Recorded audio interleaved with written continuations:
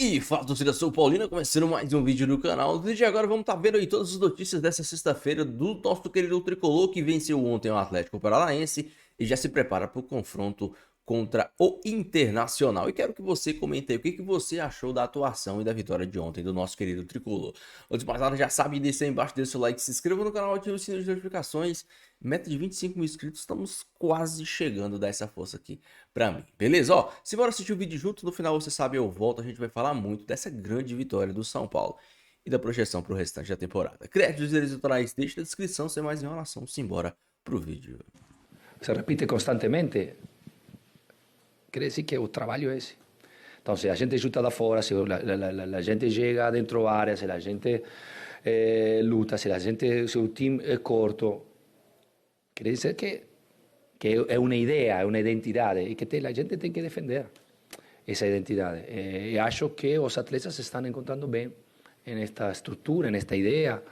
Acho que os jogadores se divertem dentro do campo, criam ocasiões, que falamos antes, não? A sensação que a gente merecia mais diferença. Por quê? Porque se joga num certo jeito e o público agradece, gosta. São coisas bem claras que estão acontecendo. Eu acho que a gente está fazendo bons jogos. Hoje a gente fez um bom jogo contra o São Paulo aqui. Eu fiquei feliz com a postura da equipe, com o desempenho da equipe no primeiro e no segundo tempo, distintos os tempos. E o jogo está em aberto para quarta-feira que vem. Professores Crespo e Odair Hellmann. Eu gostei do Crespo falando, viu, Eugênio? Os jogadores se divertem. Essa é a essência do tricolor. De Miller, de Raí, de Pedro Rocha, de Zidanilo e de tanta gente, de Muricy. E agora de Ferreirinha, de Rodriguinho, de Lucas. Tomara que o Lucas volte. Ok, Eugênio? Com o time ganhando é uma maravilha, Bel. Aí se diverte. Ah, quando perde, ninguém se diverte. É, pura diversão. E o São Paulo tá ganhando. Tá ganhando, velho. Uma sequência de vitórias aí. Ontem ganhou, mas poderia ter sido melhor, Abel. Ah, é? É, pelo que foi o jogo. Gostou?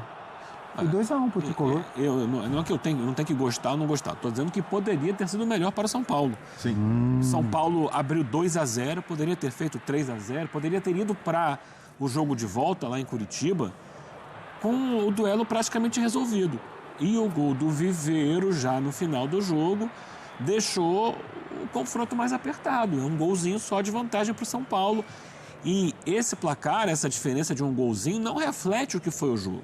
São Paulo foi melhor, dominou as ações, teve mais volume, criou mais e poderia ter terminado, ok, 2-0 seria mais condizente com o que foi o jogo. Então São Paulo venceu, o torcedor fica feliz, uma lindíssima jogada que a gente está vendo do Rodriguinho, 7º gol do Ferreirinha na temporada, faltam 3 agora para o Neto cumprir lá a promessa dele, mas o resultado não foi o ideal.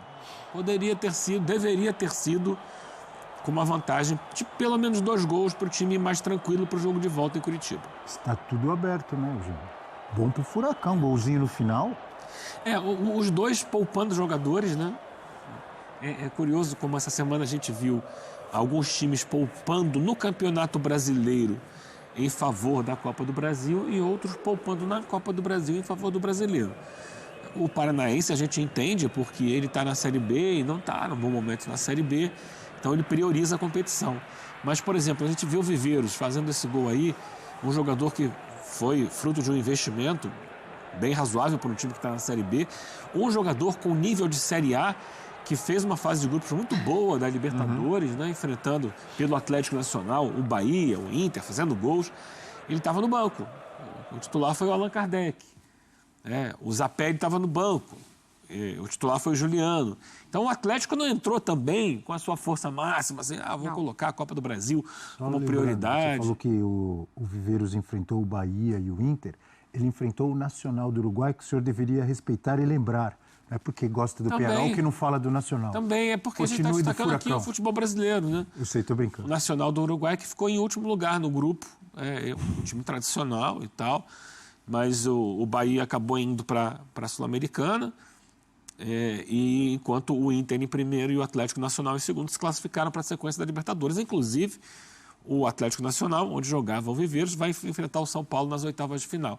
E ele ajudou o time dele a se classificar, fazendo gols. É um jogador muito interessante. E estava no banco de reservas.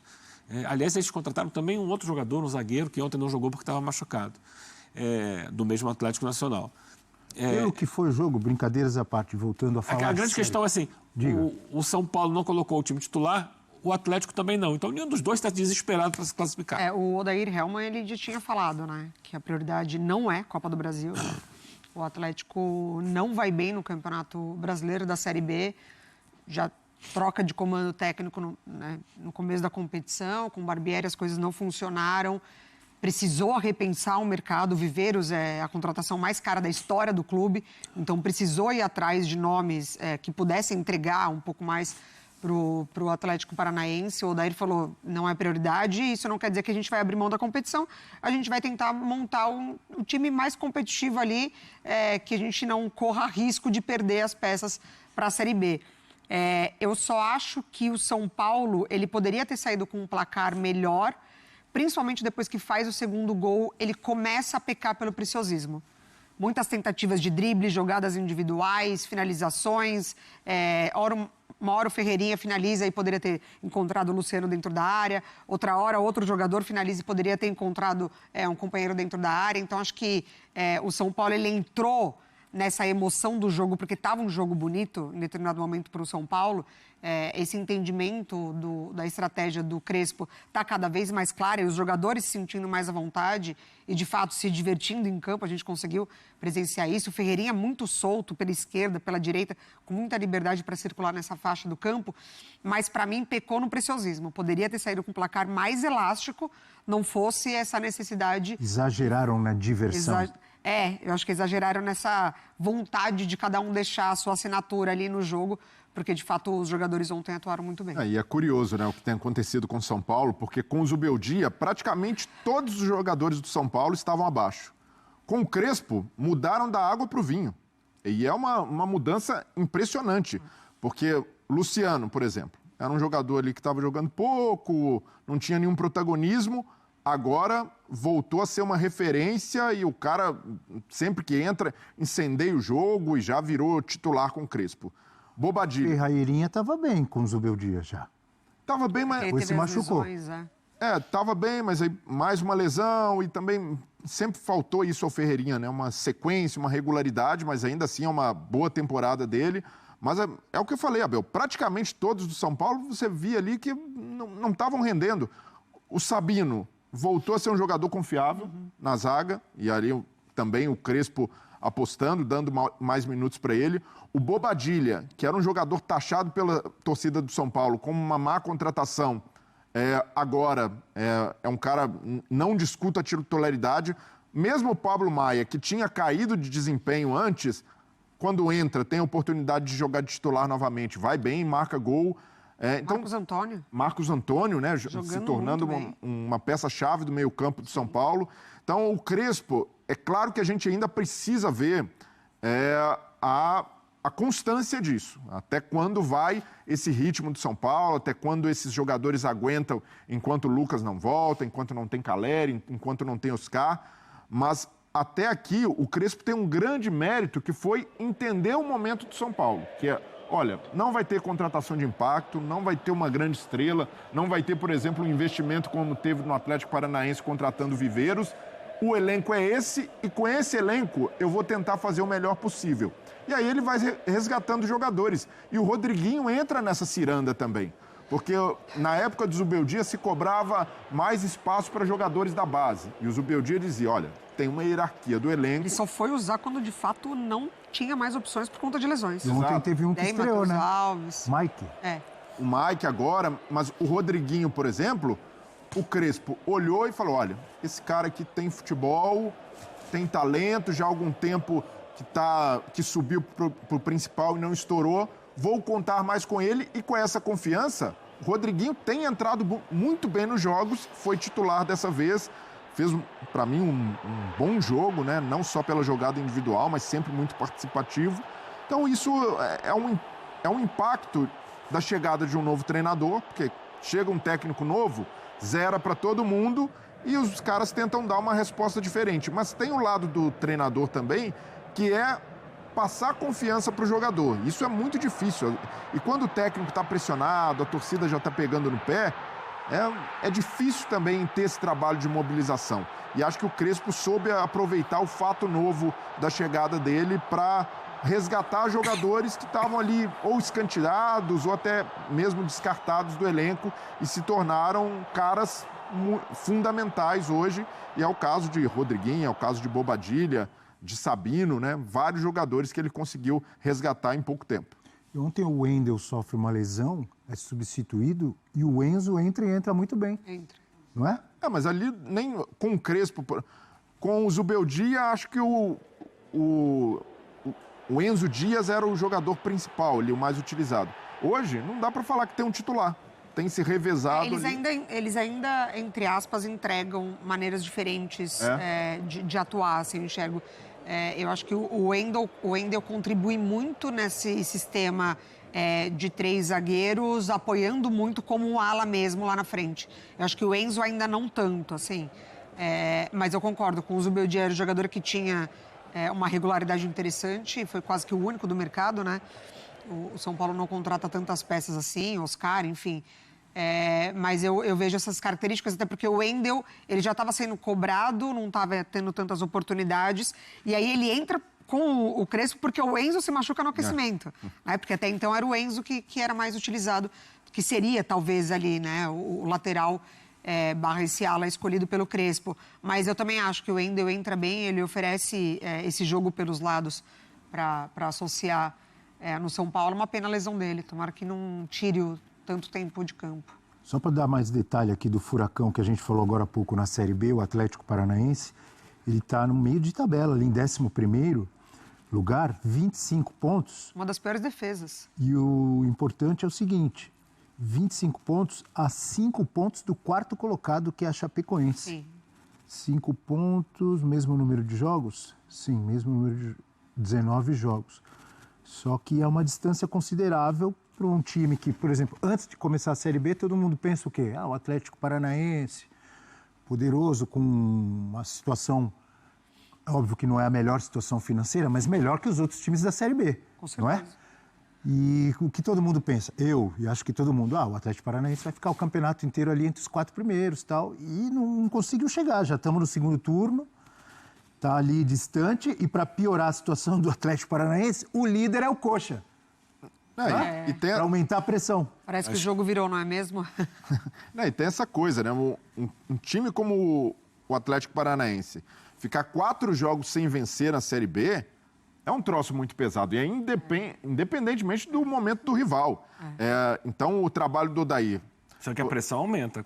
Não, é gigante. Ontem o Coxa venceu um jogo duríssimo, pegadíssimo. Ranheta, com expulsão, com não sei quantos minutos de acréscimo, VAR e tal. E essa sequência não é novidade nessa Série B. Essa sequência não é novidade nessa Série B. O Atlético nessa Série B já ficou 4 jogos pelo menos sem vencer. Então acho que isso por isso que mandou embora o técnico, o Barbieri. Mas com o Barbieri estava nesse ritmo aí. O Odair Hellmann completou 12 jogos no comando do Atlético Paranaense e aí chega a 5 sem vencer. O Crespo tem metade desses jogos no São Paulo. E nesse período, 1 empate, 1 derrota e 4 vitórias seguidas, algo que não tinha acontecido ainda com o São Paulo na temporada. Então, são momentos opostos. Era natural que o São Paulo vencesse o jogo, mesmo poupando jogadores. Então, mesmo que o Atlético tenha feito aquele gol no final, que dá uma esperança, né? O Viveiros consegue marcar para diminuir a diferença. O São Paulo ainda é bem favorito para passar pelo momento e pela necessidade do Atlético de focar só na Série B para tentar uma reação o mais rápido possível. E a Mari destacou, eu fui olhar também, o número de gols marcados pelo Atlético Paranaense na Série B, realmente é uma das piores defesas. O Atlético Paranaense em 19 jogos sofreu 26 gols. A pior defesa é o Botafogo, que é o Lanterna, de Ribeirão Preto, 27. E aí depois tem o América Mineiro, o Atlético e o Atlético Paranaense. Todos sofreram 26, a segunda pior defesa. Curiosamente, é um dos melhores ataques. 24 gols. O Goiás, que é o vice-líder, tem 24 gols feitos. O Coxa, que é o líder, fez 22. O Atlético Paranaense tem um dos melhores ataques, uma das piores defesas, mas Principal, sabe onde está em tem que melhorar. 11º lugar Essa- e tinha que estar essa entre os condição- 4, é o que se esperava, né? Diga. A condição defensiva até trocou o goleiro, né? Porque é o Mike, o Mikael, perdão, que termina bem o ano passado mesmo na campanha do rebaixamento, e agora entra o Santos. O Santos que, né, emprestado do Fortaleza para o Atlético, aquele Santos que tem muita história no Atlético, inclusive 2012 o acesso, ele volta para o gol agora com o Odair Hellmann. Terceiro jogo dele, acho, como goleiro do Atlético. E você dizia que o São Paulo é muito favorito pela preocupação do Atlético com o Série B que eu estava dizendo, né? Exato, precisa reagir logo, né? Uma reação que precisa ser imediata. Esperava-se isso com a chegada do Odair Hellmann, né? Um técnico mais cascudo na comparação com o Barbieri. Teve um indício disso, com algumas vitórias, mas aí já caiu numa fase ruim de novo. Durou muito pouco e o ponto é esse, né, Abel? São dois times que trocaram de técnico no meio da temporada. De um lado, o impacto do Crespo imediato, né? Uma melhora do time, evolução de jogadores, e no Atlético Paranaense a coisa não está andando e é o que a gente sempre fala aqui, trocar de técnico não é uma garantia, não é uma... geralmente, né, aquela boia de salvação que o dirigente encontra para, de certa forma, tapar os buracos que não foram preenchidos por parte da direção, e é o que está acontecendo no Atlético Paranaense. São problemas que transcendem o comando técnico. O Atlético que já estava muito bagunçado no ano passado, a queda para a segunda divisão não foi por acaso e até agora não conseguiu se estabilizar novamente. O São Paulo joga com o Internacional pelo Campeonato Brasileiro no domingo, no Beira-Rio. Imagina o Inter também poupando, perdeu o jogo de ida em casa para o Fluminense, vai enfrentar o Fluminense no Maracanã com a desvantagem. Agora, o São Paulo, será que vai poupar tanto? Acho que não, hein? Contra o Internacional pelo Brasileirão? Provavelmente não. Provavelmente. 5 jogos de invencibilidade, 4 vitórias seguidas. Este é o atual momento do São Paulo de Hernan Crespo, com uma significativa melhora de atuação do time. Lógico, ainda temos algumas coisas a ponderar. Esse time está sofrendo muitos gols, né? Em todos os jogos o time do São Paulo está sendo vazado, mas está fazendo mais do que leva. Então, por enquanto, essa soma está saindo positiva, mas o São Paulo tem que começar a passar algumas partidas com baliza zero.